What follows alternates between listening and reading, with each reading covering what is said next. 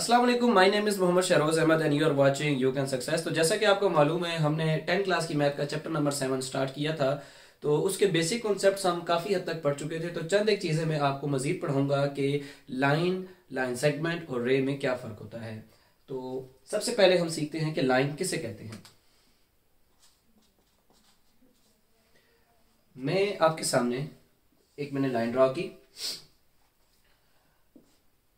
अब आपको इसका नहीं पता होगा कि स्टार्टिंग पॉइंट क्या है और एंडिंग पॉइंट क्या है, यानी कि ये स्टार्ट भी माइनस इन्फिनिटी से हो सकती है और जाके एंड भी माइनस प्लस इन्फिनिटी पे जाके खत्म हो सकती है। याद रहे, दरमियान में हमेशा जीरो रहता है। जीरो से अगर आप इस तरफ जाएंगे लेफ्ट साइड पे तो आपके पास माइनस में नंबर्स आते हैं और लामहदूद नंबर आएंगे लाइन के अंदर।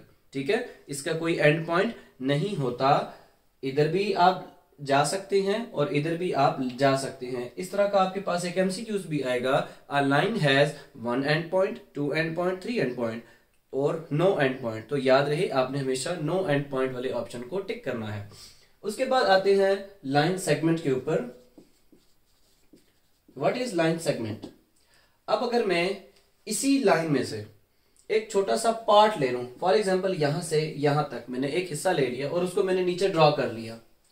ठीक है, अब मुझे ये तो मालूम होगा कि मैंने उसको कहां से लिया कहां तक।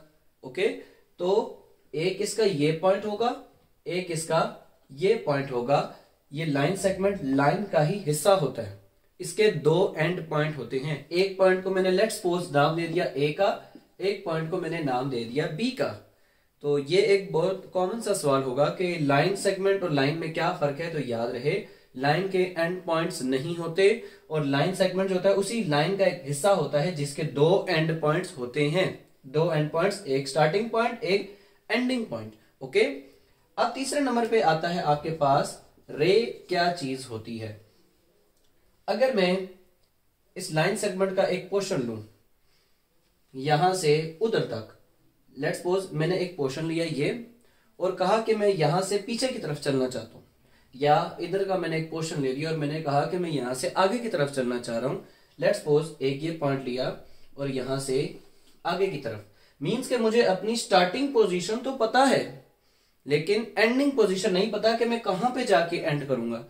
मैंने स्टार्ट किया 3 से और अप टू मैं इन्फिनिटी तक जा रहा हूं, तो ये मेरे पास कहलाएगी रे। याद रहेगा, रे का एंड पॉइंट हमेशा एक होता है। लाइन सेगमेंट लाइन का कोई एंड पॉइंट नहीं होता, लाइन सेगमेंट के दो एंड पॉइंट होते हैं और रे का आपके पास कोई भी एंड पॉइंट, रे का एक एंड पॉइंट होगा और एक एंड पॉइंट इसका नहीं होगा। आपको नहीं पता होगा कि ये कहां से स्टार्ट हो रही या कहां पे एंड हो रही। ओके, नेक्स्ट आपके पास आता है कि एंगल क्या होता है और उसको मैयर किस में किया जाता है और आपके पास डिग्री क्या होता है।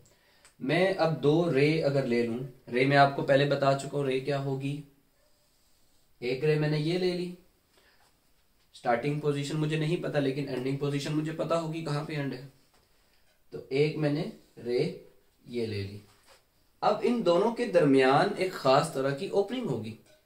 ओके, यानी कि किस रेशो से ये एक दूसरे के साथ मिल रही हैं, मैं उसको बोलूंगा वो इनका एंगल है।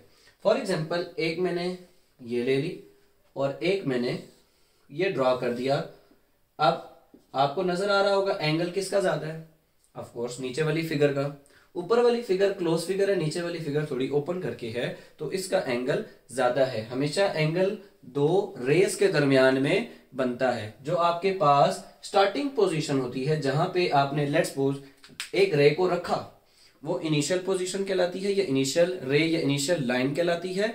अब एंगल की लैंग्वेज में, मैथ की लैंग्वेज में इस रे को आपने आर्म भी कहना है। जब ये एक एंगल के अंदर आ जाएगी आप इसे फिर रे नहीं बोलेंगे, आप इसे आर्म बोलेंगे। एक आर्म होगी आपके पास इनिशियल आर्म और जहां पे जाके ये रुकेगी उसको आप बोलेंगे टर्मिनल आर्म। और इनिशियल आर्म से लेके टर्मिनल आर्म तक जितनी आपके पास ओपनिंग होती है उसे आप कहते हैं थीटा। याद रहेगा। अब इस थीटा, ये जो एंगल है, इसको आप मैयर किस में करते हैं, तो उसको समझाने के लिए आपको समझना पड़ेगा एक सर्कल। मैंने आपके सामने एक सर्कल ड्रॉ किया। एक सर्कल का एक सेंटर पोजीशन तो होगी। अब इस सेंटर पोजीशन को कहते हैं ओरिजिन और इसके इस डिस्टेंस को कहते हैं सर्कमफेरेंस। मैंने अपने पिछले लेक्चर के अंदर कंप्लीट बात की थी सर्कल ओरिजिन और उसके सर्कमफेरेंस के ऊपर। तो अगर मैं इसके 360 पार्ट्स कर दूं, यानी कि 360 हिस्से में इसके कर दूं, छोटे छोटे बारीक हिस्से, ठीक है, तो ये जो हर एक हिस्सा इसका कहलाएगा, मींस के अगर ये यहां से लेके यहां तक का हिस्सा, इसको आप बोलेंगे 1 डिग्री। Is that clear? और आपके पास जो ये थीटा है, एंगल है, ये किस में मेजर किया जाता है? इस डिग्री के अंदर, कि कितने डिग्री ओपन है। आप अगर इसको आप कंप्लीट करें तो ये कंप्लीट सर्कल बनता है, और आप कंप्लीट इसे हमेशा करते हैं एंटी क्लॉकवाइज डायरेक्शन में। आपके पास जो लेफ्ट हैंड साइड की तरफ से मूवमेंट होगी, इधर से ऐसे की तरफ, तो आप उसे बोलेंगे एंटी क्लॉकवाइज डायरेक्शन। और अगर आप इस डायरेक्शन में आएंगे तो इसे बोलते हैं क्लॉकवाइज डायरेक्शन। क्लॉकवाइज डायरेक्शन में हमेशा जो एंगल होगा नेगेटिव होगा, एंटी क्लॉकवाइज डायरेक्शन में एंगल जो होगा आपके पास पॉजिटिव होगा। Is that clear? ओके, तो अगर आप सर्कल के 360 इक्वल पार्ट्स कर देते हैं, तो हर एक जो छोटा पार्ट होगा इसका इक्वल, जो इसका हिस्सा है, उसको आपने 1 डिग्री कहना है। तो हमेशा जो आपके पास थीटा है वो हमेशा डिग्री के अंदर कैलकुलेट किया जाता है। तो अगले लेक्चर्स में मैं आपको बताऊंगा कि कैसे इस डिग्री को रेडियन में, सेक्साडेसिमल सिस्टम में आप कन्वर्ट कर देते हैं। उम्मीद है आपको हमारा लेक्चर पसंद आया होगा। आपका किसी भी किस्म का सवाल है तो कमेंट सेक्शन में जरूर पूछिए। Thank you so much. Allah Hafiz.